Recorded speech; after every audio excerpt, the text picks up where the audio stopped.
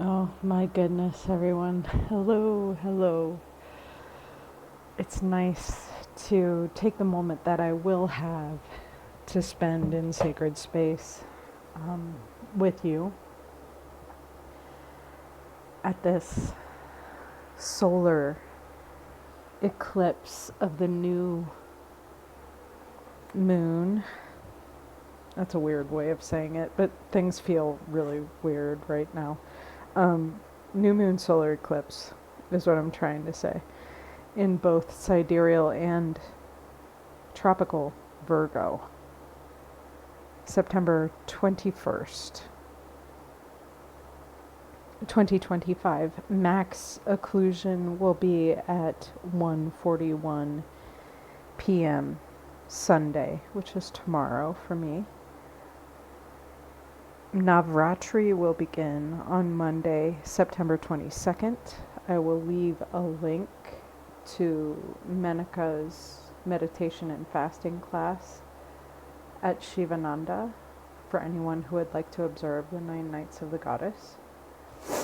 I am in a new space once again. I would love to tell you that everything is going very well, but 2025 being what it is, I don't think anybody can really expect that. And along comes an eclipse, a partial solar eclipse at the anaretic degree of tropical Virgo.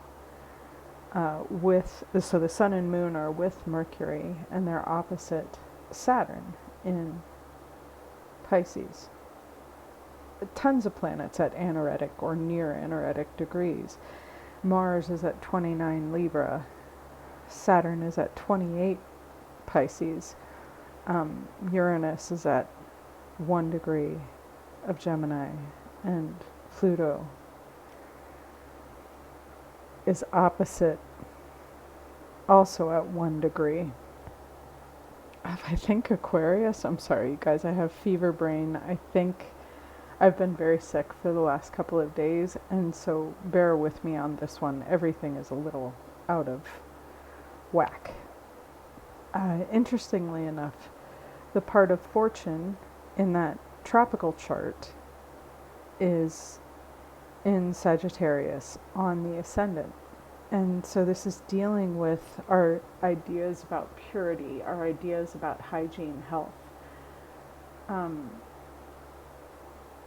our beliefs about what is pure. And then in the sidereal chart, this is in the nakshatra of Uttara Falguni,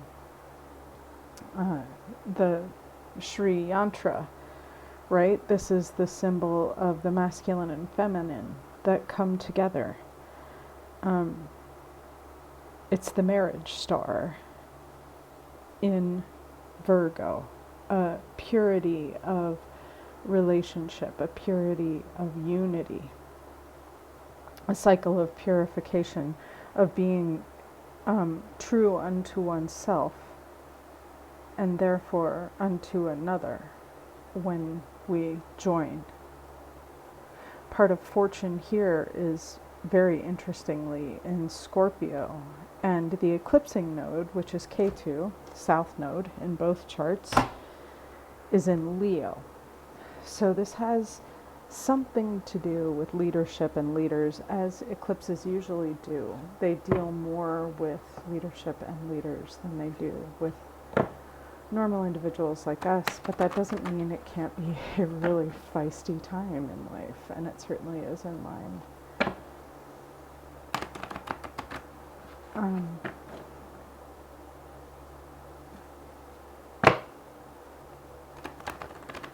It's an interesting time to be alive on planet Earth as we're coming into a realization of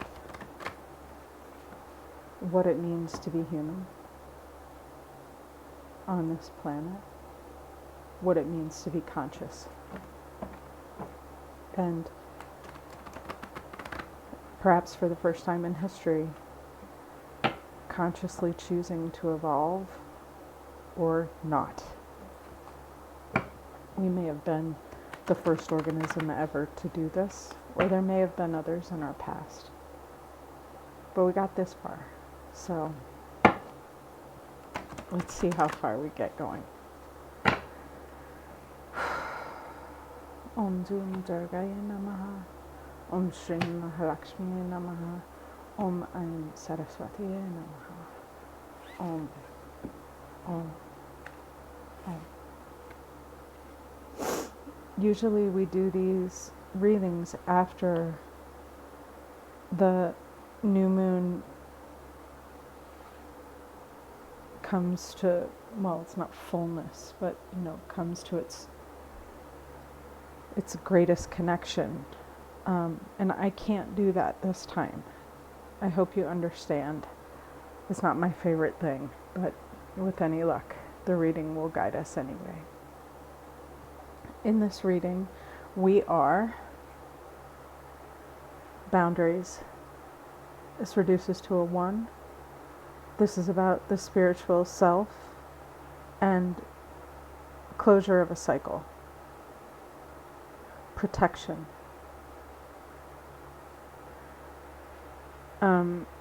A decision when we come into a unity as to what we will allow, what we won't, how we want to be treated, how we don't want to be treated, and therefore how we will treat others. This doesn't necessarily have to be a harsh thing, right? There's nothing that harshness does that loving firmness doesn't do better. And sometimes we have to repeat our boundaries, but we never have to do it in a very harsh way. After all, we can always leave. We at least have that luxury. And we are crossed by action. It's like, don't act, right? Create a boundary, but don't act. Don't act out of protection. Or we're acting out of protection. One of the two. We're crossed by the act that we may take to protect ourselves. The act that we might take to protect ourselves could be the wrong action. Boundaries are rules or guidelines that we make for our own behavior. When we make boundaries for other people's behavior, that's when we go wrong. That's not even possible. So what we have to do is be bounded in our own behavior and not expect others to obey the boundaries that we set for our own behavior. Boundaries are for us, not someone else. This is founded in gentleness. It's a relational way of treating people. When I realize that it's only my behavior that I can control, life becomes gentle, life becomes play.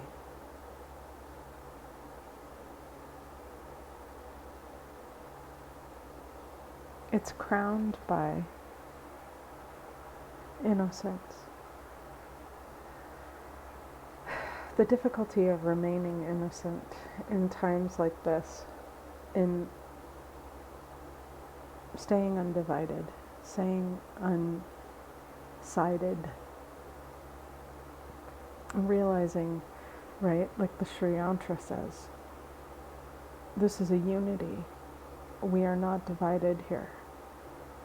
Despite the acts and the boundaries that may divide us, we are still innocent. We are still gentle. And we can be, if we embody that. If our actions are gentle and innocent, we can remain that way. We are moving away from aggression. That's a big relief, actually. aggressive means of healing, aggressive means of warfare, aggression of all kinds is something that, you can't sustain with gentleness or innocence. That's, again, what makes me think that this is a relational boundary. It's one that's made with love and not harshness. Not a harsh act, but a gentle act. Moving toward stamina, endurance. And this is the number of the goddess, so we're actually moving toward Navaratri. This is quite a literal numerology card. In order for humanity to endure, for us to resist the ecocide, the genocides, the femicides, the suicide, we must endure. And in order to do so, we have to be strong in our love for ourselves. We have to love gentleness. We have to love innocence. And we have to move away from aggression. We have to have a boundary that is gentle, not a harsh action, but a gentle boundary with aggression. Most of the aggressive people in the world are just really damaged people. And if you haven't noticed, we're not getting through to the hypocrites by pointing out the hypocrisy.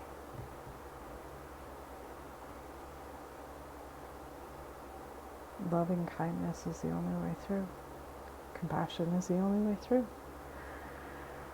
We begin with manna. Breathe. Take a deep breath. And as a matter of fact, it's a little hard for me to breathe today, so I'm going to give the ancestors all that I have already given today. It is Pitru Paksha, which means the fortnight of the ancestors in Hindu mythology. And the air that we breathe was the same air that they breathed. It's been recycled, it's been reused, it's been reborn. And so are we. And so will we be. We're like the waves on the ocean, right? Born and born again. Literally, faces coming out of faces. Into realization, into conscious awareness.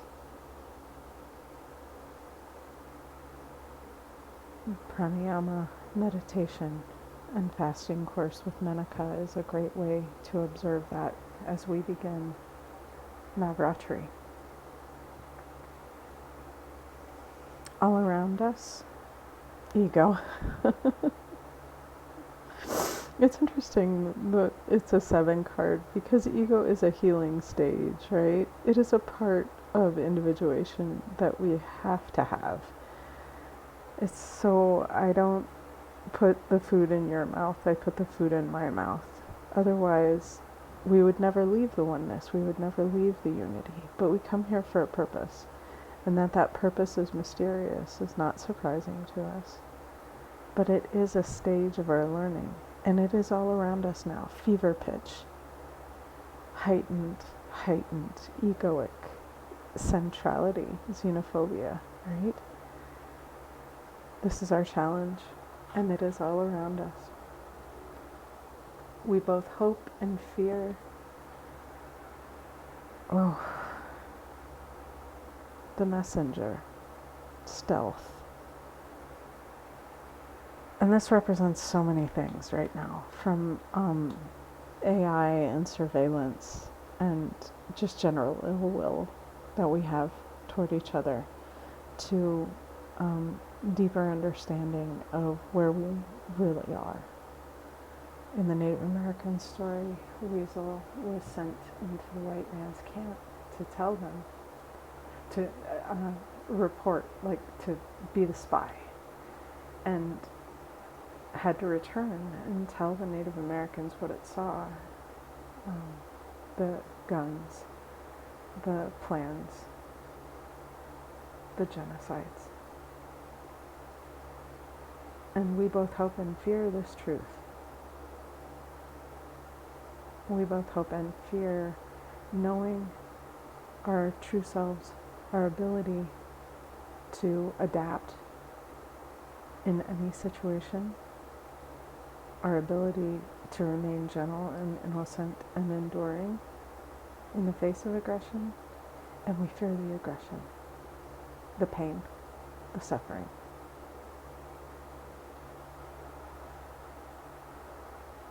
That's a very special card for me. It's a hard card. And we finish self-esteem. It really is the point. And it's 2. It's a unity number, right? When you reduce the 11 down. If we don't act in ways that honor our gentleness, our innocence, and our endurance with our boundaried actions,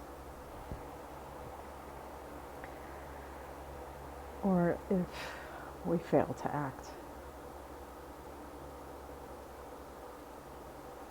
if we fail to set the boundary of innocence and gentleness that's reversed against aggression toward an enduring landscape where we all can breathe, where we all are allowed to live into our individuality, where we all can tell our truth without having to hide.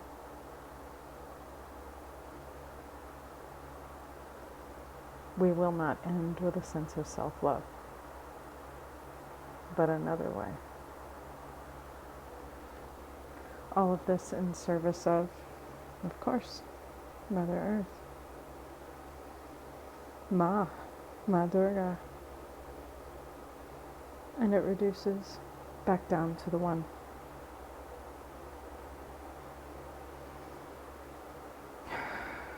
For as complicated as things seem right now, it's all very simple. There is one way forward, and it is the way of sustainability, the way of ecology, the way of gentleness, innocence, endurance, inspiration, self-esteem. May this very interesting time find you well and happy.